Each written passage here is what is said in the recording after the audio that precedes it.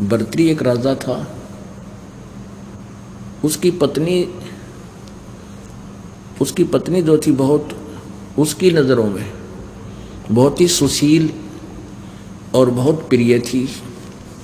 वो अपनी पत्नी को प्राणों से भी प्रिय मानता था और उसको बहुत ही वफादार मानता था। अब परमात्मा कहते हैं सो छल छिद्र मैं करूं अपने जन के काज। पता नहीं किस कारण से परमात्मा कैसी चोट लगाता है अपनी प्यारी आत्माओं को इस काल के जाल से उकासने के लिए, बाहर निकालने के लिए। अब पिछले पुण्य संस्कारों से प्राणी राज्य पद प्राप्त करता है और राज्य पद उसको प्राप्त है तो उसको यहाँ सांसारिक सुविधा सबसे टॉप मोस्ट होती है, सबसे उत्तम होती है। अब जैसे हम नीचे सतर के व्यक्ति होते हैं जो हैंड टू माउथ होते हैं, उनको यदि थोड़ी सी सुविधा हो जाए वो भी धरती आकाश एक कर देंगे। इस काल की कुबद हमारे अंदर सब में भरी हुई है। अब परमात्मा कैसे कृपा करते हैं अपनी प्यारी आत्माओं को काल के जाल से निकालने के लिए। अब राजा बन गया, पिछला पुण्यकर्मी प्राणी था, राज्य प्राप्त हुआ।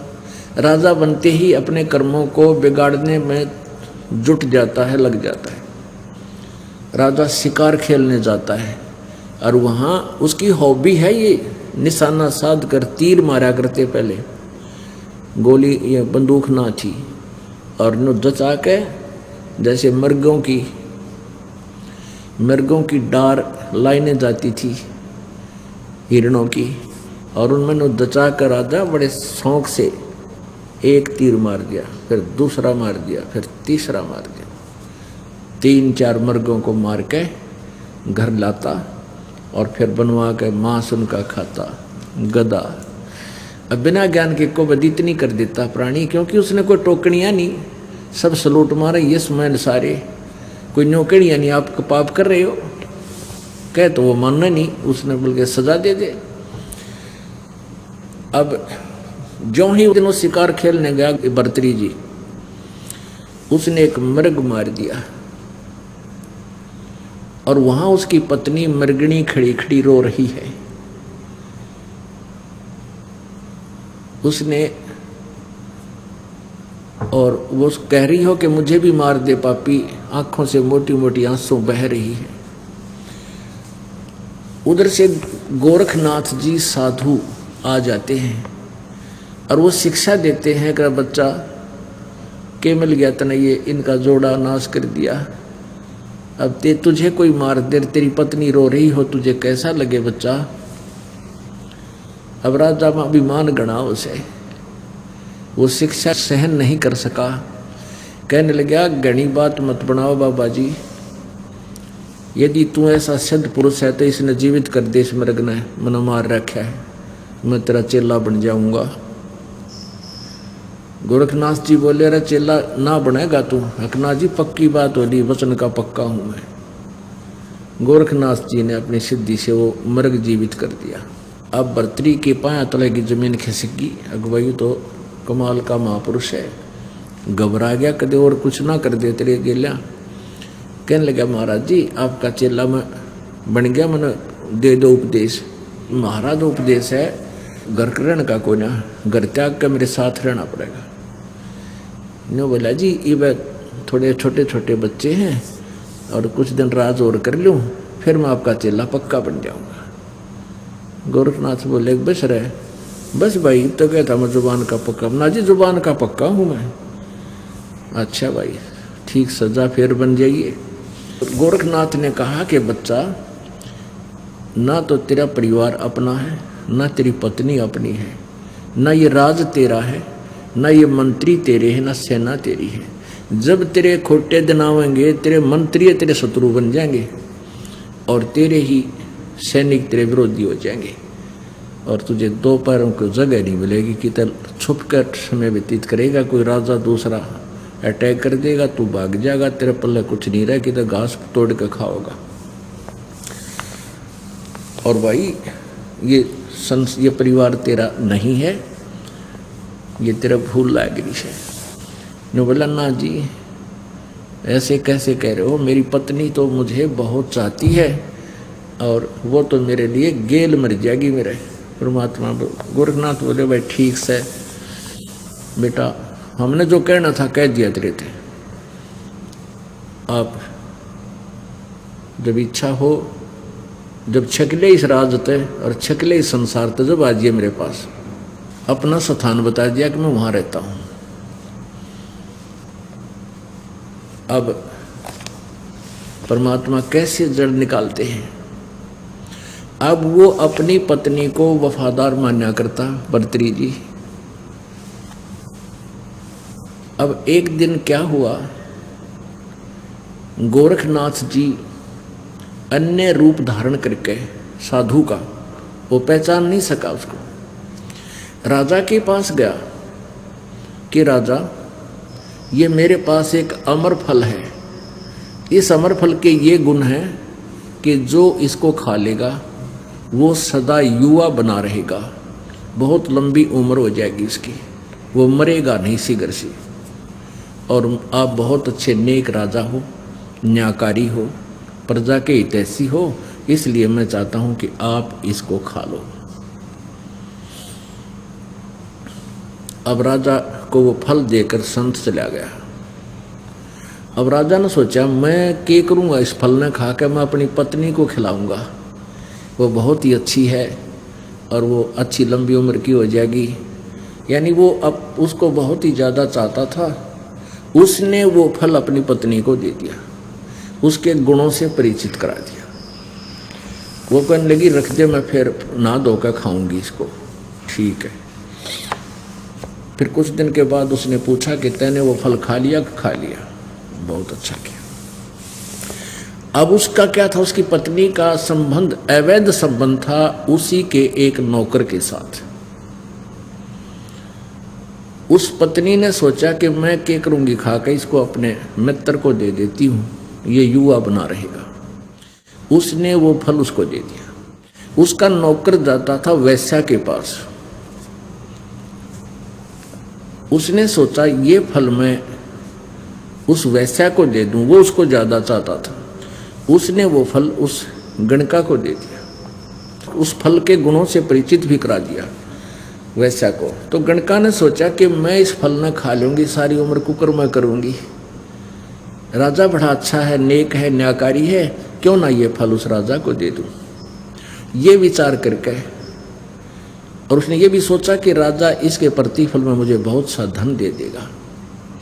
वो इस उद्देश्य को लेकर के उसी फल को लेकर भर्तृहरि जी के पास पहुंच गई कि राजन, ये एक ऐसा फल है, इसको जो खा लेगा वो दीर्घायु हो जाता है और सदा युवा बना रहता है। तो उसने पूछा कि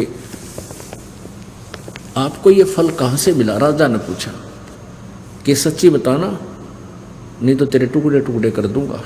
अब उसका तो गुस्सा हो गया, उसको मन में आई कि वो फल तो नहीं है ये, पर उसका जच्चा ना थी कि वो तेरे वाला फल होगा।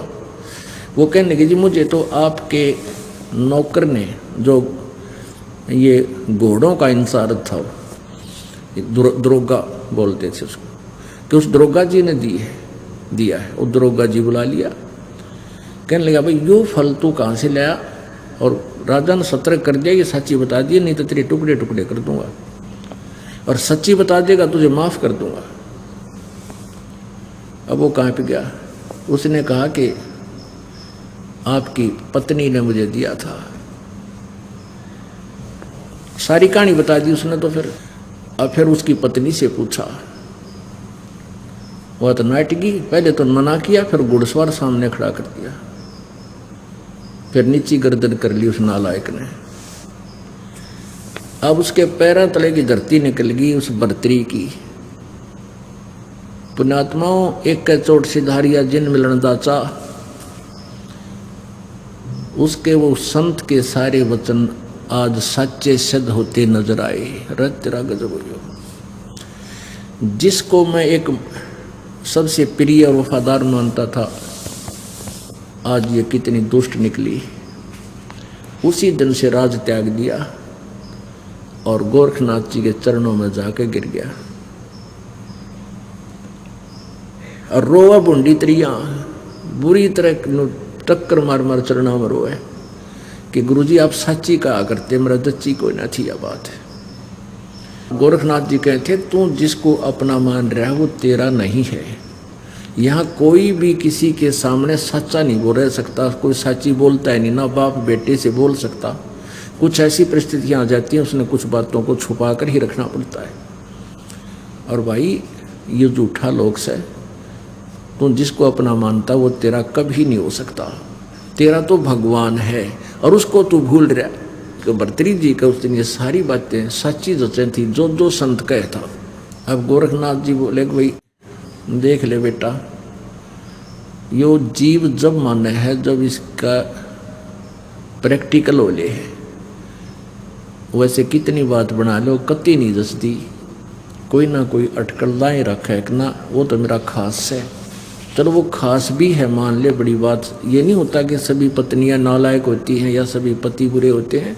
मान लीजिए आप जी की पत्नी भी बहुत वफादार भी है, बहुत शील स्वभाव की भी है, पर वह तेरी नो कोई ना कल तेरी मृत्यु हो जाए, फिर गेल तो ना मरे। और गेल मर जाएगी जब कौन से आगे इकट्ठे जाए, कोई किधर गधी बनेगी कोई गधा बनेगा, तो बताओ वो तेरे हुए क्यों करे। तो इस तरह की बातों को समझा बुझाकर इस काल जाल में फंसी बूढ़ी आत्मा को प्रेरित किया जाता है कि जो तेरा ठिकाना है उसकी तरफ अग्रसर हो। अब फिर इसी तरह गोपीचंद नाम का राजा था। ये दोनों आपस में इनका नाता भी बताते हैं, गोपीचंद और भर्तृहरि। ये इसने भी ऐसे ही अपनी माँ के कहने से राज त्याग दिया था और गोरखनाथ जी के दोनों शिष्य बन गए थे। अब पुण्यात्माओं कहते हैं जो गुरु वचन पर डट गए कट गए फंद 84 के। भाई जो गुरु वचन पर डट गए कट गए फंद 84 के। पर वो किस सत्र का गुरु है और क्या उसके पास वस्तु है, उसी सत्र का लाभ भी गुरु वचन पर डटने से ही, रुकने से ही, स्थिर रहने से, उसका ओबीडेंट रहने से ही मिलेगा। अब गोरखनाथ जी ने उनको कहा दोनों को, वो दोनों गोरखनाथ जी के शिष्य बन गए। गोरखनाथ जी ने कहा कि तुम दोनों जाओ अलवर, राजस्थान में अलवर शहर है, वहाँ का एक राजा था, वो एक दुर्ग बनवाया था, एक फोर्ट किला, वो किला बनवाया था, चिनवा रहा था। गोरखनाथ ने आदेश दे दिया कि अलवर के राजा के किले में जाकर तुम मजदूरी करो 12 वर्ष तक, और उसका कोई मेहनताना नहीं लेना, अपने खाने के लिए कहीं और मजदूरी ओवर टाइम करना।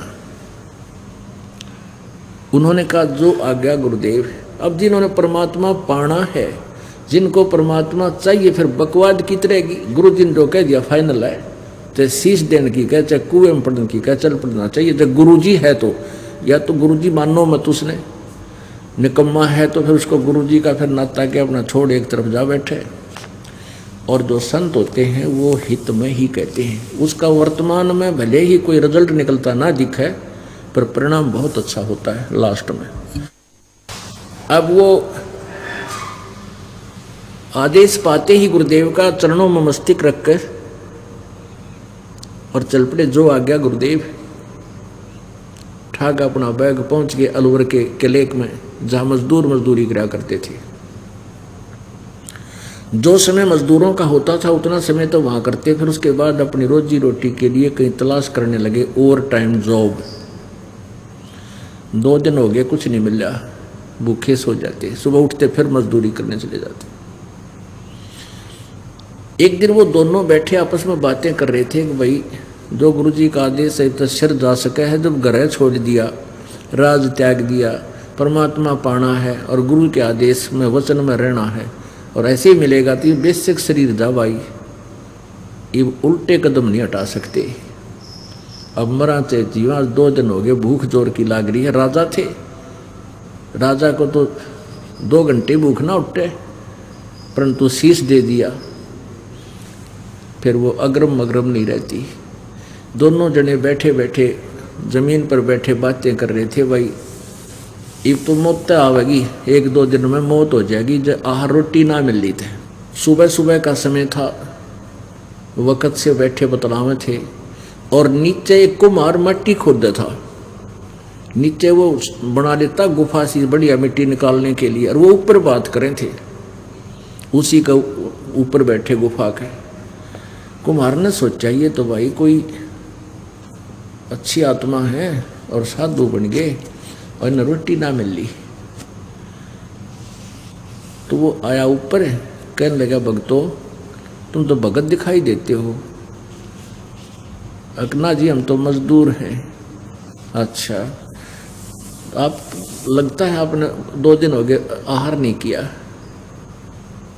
हाँ जी 2 दिन हो गए आहार का कोई दाव लग, कहीं बैठा नहीं, सूत बात बनी नहीं। तो कुमार बोला कि भाई हमने रोटी ला रखी मेरी, तो रोटी खा लो। ने बोला न्यू ना खावा पिताजी, हम पहले मजदूरी करेंगे, आप हमें मजदूरी दे दो, कोई काम बता दे तो मजदूरी करके फिर रोटी खावांगे, वैसे रोटी हम खावा कोई। उन्होंने बहुत आग्रह किया, भाई मेरी 8 रोटी 10 रोटी आती हैं, यहाँ अपने काम करता हूँ जहाँ पर, और बेटा आधी आधी खा लेंगे, तुम खा लो ना, ऐसे नहीं खाऊंगा, हमें मजदूरी बता। तो उन्होंने बोला भाई तुम के मजदूरी बताऊँ, न्यू करो तुम मेरी अगार पानी घेर के गारा बना दिया करो और मैं ये मटके बना दिया करूँगा, तुम रोटी खा लो। अब ठीक है, ऐसे करने लगे। अब उधर से वो कहने लगा अपनी पत्नी से कि 2 सेवक और हैं, 2 की रोटी कुछ ज़्यादा भेज दिया करे।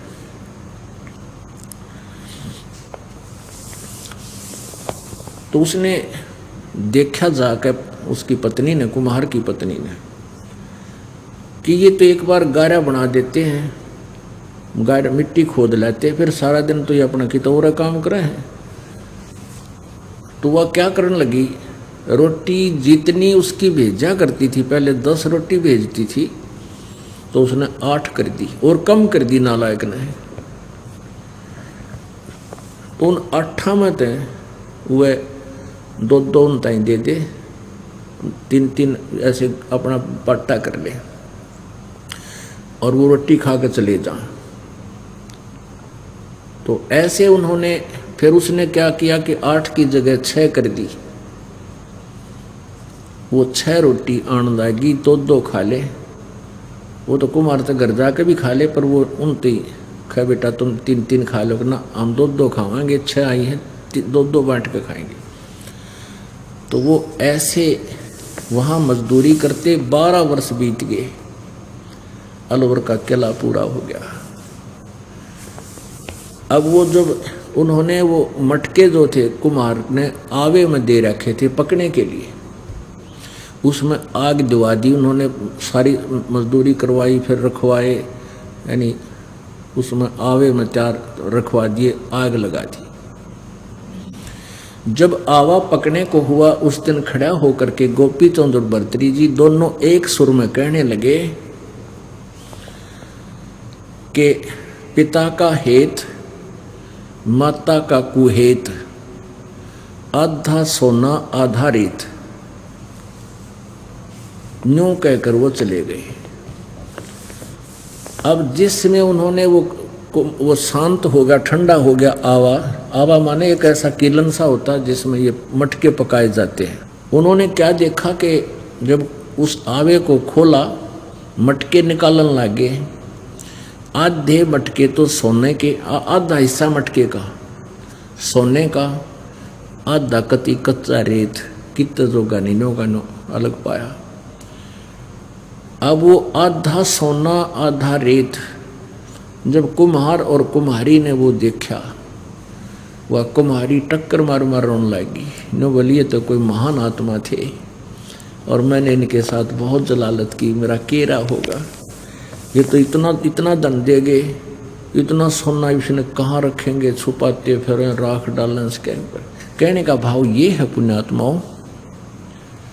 अब गोपी चंद और भर्तरी जी को जैसा भी गोरखनाथ जी ने ज्ञान भक्ति मार्ग दिया था, उन्होंने सिर दड़की बाजी ला के किया। और ये एक नियम है आप जिस भी संत का उपदेशी बन जाते हो, जैसा उसने मार्गदर्शन किया है उसको तन मन धन से करोगे, उस सत्र का लाभ भी उसी समय मिलेगा। उसकी प्रत्येक क्रिया प्रत्येक आज्ञा का पालन करोगे। अब उस क्रिया से गोपी चंद और भर्तरी को जो साधनाएं उसने बताई गोरखनाथ जी ने की, उससे कितना लाभ होगा कि वो अब प्रथम मुक्ति प्राप्त है और वो ऊपर स्वर्ग के अंदर विद्यमान है। जब उनका स्वर्ग का समय वहां पूरा हो जाएगा, फिर वो पृथ्वी पर आकर एक बार फिर राजा भी बनेंगे दोनों। उसके बाद 184 योनियों में वो चले जाएंगे। पुण्यात्माओं, सतगुरु के अभाव से श्रद्धालु श्रद्धा भी बहुत रखते हैं, समर्पण भी करते हैं। रावण ने शीश भी काट कर चढ़ा दिए अपने गुरुदेव की आज्ञा से शिव जी को।